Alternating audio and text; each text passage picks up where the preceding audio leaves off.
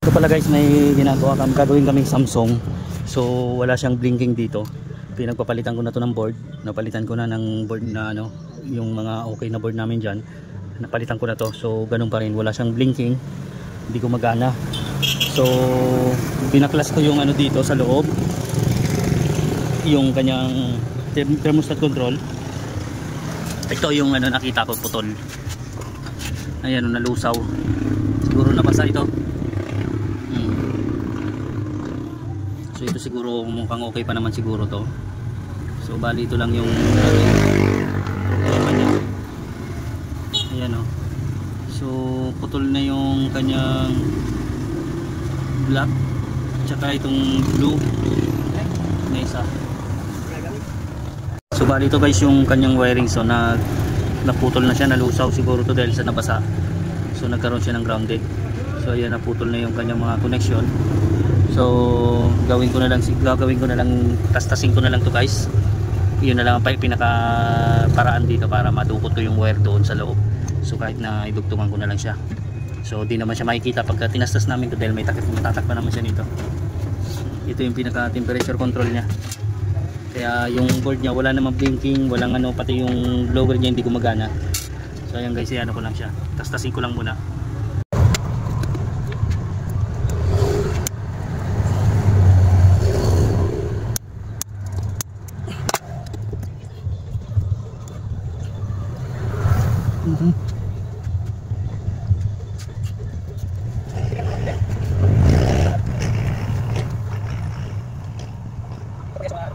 Hindi ko sa nakala to.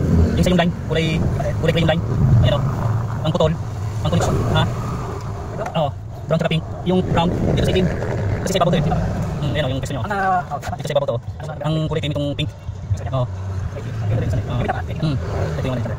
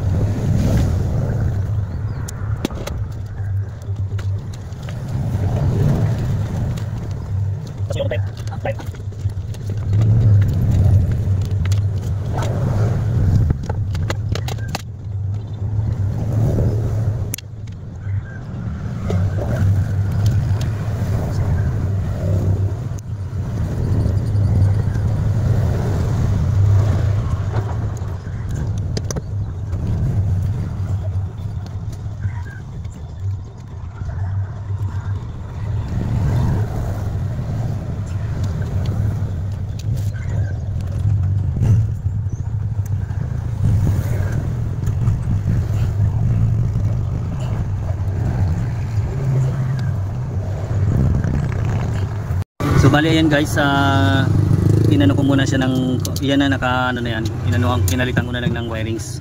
So tanggalin na lang to, kontim na lang to kasi ano na siya, nalusaw na yung kanyang mga terminal. So yan na lang muna ang ano ko. So titesting lang muna natin to guys kung gagana ba siya o ano.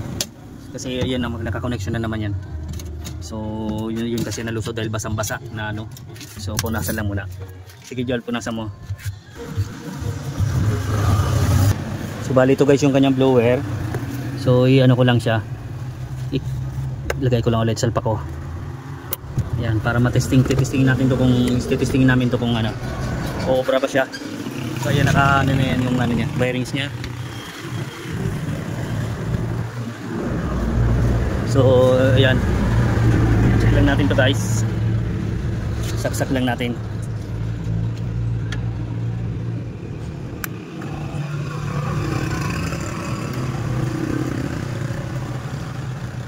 So ayan, nakasaksak na yan. Antay lang natin ng ilang seconds. Yun, gumana siya guys. Ayan o, nag-start na siya. Ayan, steady na yung kanyang pilot light. So So ayan, okay na siya. O, yun lang ang problema, nandoon lang sa wirings na yun. So check natin to, double check natin to kung gumagana na yung blower niya. So ayan, gumagana siya guys, yung kanyang blower. Ayan. So ayan, okay. So okay na yan guys. Tignan lang natin to kung mag-a-ice. Ayan, ito malamig na siya guys. Malamig na yung kanyang sa may capillary, doon mag-uumpisa yung kanyang lamig. So yun lang ang problema. Bali ito, condemn na lang to. Tapos yan, nakaganyan na lang siya guys kasi basang-basa na ng tubig. Yun lang pwedeng paraan naman talaga dyan. Dinukot na lang to para madukot yung kanyang wire dahil lusaw na yung kanyang mga terminal. So yan, gumana na siya. So ano lang muna natin yan, temporary. Temporary lang. Mamaya ko na siya ipipix dahil ayusin ko pa yung kanyang wirings. Bali para dahil inabaan ko ng konti yan dahil mahirap mag dahil lang iksi lang nung kanyang wirings. Pero ayan, gumana na siya. Ayan. So testing lang muna natin to. So yan guys, so operation na siya. Dahil pag nag-steady yung kanyang pilot light, ibig sabihin operation siya. Okay yung kanyang ito yung board namin. Pinalitan na namin to, so wala pa rin, nandoon lang problema sa sa kanyang thermostat control na lusaw. So pinalitan, ito na rin yung original niyang board. So yan yung kanyang original na board. So okay na. Ayan, okay na yan guys. Bali testingin na lang namin din. Obserbahan pa muna namin ng ilang oras to. So bali ito, ikabit ko lang tong kanyang cover niya dito para safe, for safety lang. So ayan.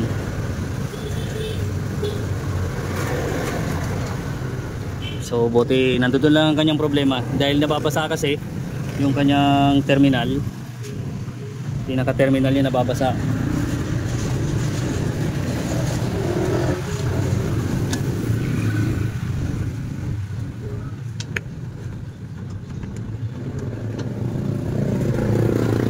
Diyan lang dyan yung Phillips screw.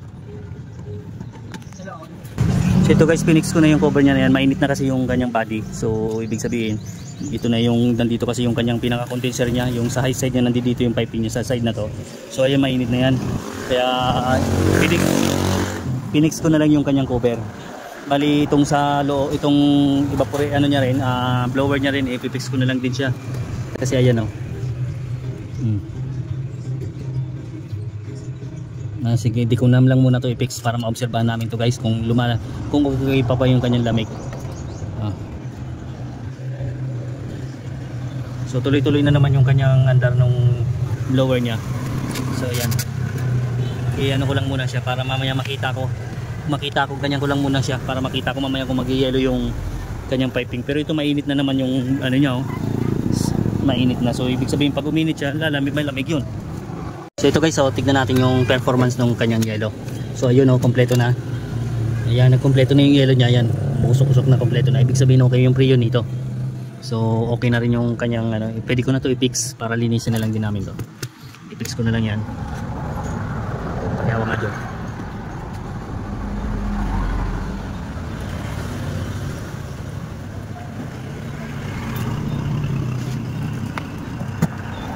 Pwede na ito mahuli sa mayari. Pwede na mahuli sa mayari. Ipakalinis yan. Yung lamig. Abot pa dito yung lamig.